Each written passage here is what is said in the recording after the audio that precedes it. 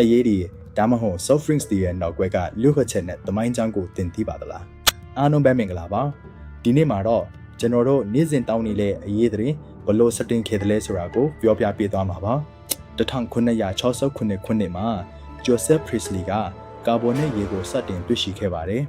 ဒါဟာအေးသမိုင်းရေအစပဲဖြစ်ပါတယ်သူဟာဘီယာချက်ဆက်ယုံကထွက်လာတဲ့တန်းငွေတွေကိုအသုံးပြုပြီးဒီထူးခြားတဲ့ရေကိုဖန်တီးခဲ့တာပါအစောပိုင်းကာလဒီမှာတော့ဒီကာဗွန်နဲ့ရေကိုဆေးဖက်ဝင်အဖျော်ရည်မကားဖြစ်သတ်မှတ်ခဲ့ကြပါတယ်အထူးသဖြင့်အစာမကြေတာနဲ့တခြားဝေဒနာတွေအတွက်ကုသဆေးရဖြစ်အသုံးပြုခဲ့ကြတာပါ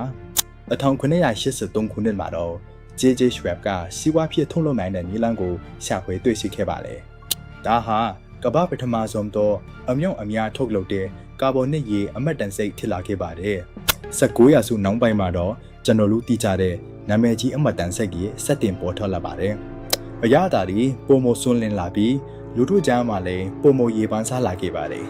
1886ခုနှစ်မှာ John Pemberton ကကမ္ဘာကျော်ကိုကာကိုလာကိုစတင်ဖော်ဆက်ခဲ့ပါတယ်ဒါဟာအဖျော်ရမကာလောက်ကိုပကစ်စမ်းစစ်ခဲ့တဲ့ပြောင်းလဲမှုကြီးတစ်ခုပါပဲ Pepsi နဲ့ Dr. Pepper တို့ကလည်းမကြခင်မှာပဲနောက်ွယ်ကလိုက်လာခဲ့ပြီးအပြန်ရဆိုင်ဖြစ်ခဲ့ကြပါတယ်အမတ်တန်စိတ်ဒီဟာတစ်ခုနဲ့တစ်ခုမတူညီတဲ့အရာတာတွေနဲ့လူတွေကိုဆွဲဆောင်ခဲ့ကြပါတယ်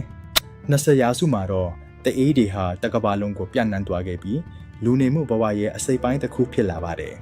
ယနေ့ခေတ်မှာတော့အရာတာအမျိုးမျိုးပုံစံအမျိုးမျိုးနဲ့လူကြိုက်များနေဆဲဖြစ်ပါတယ်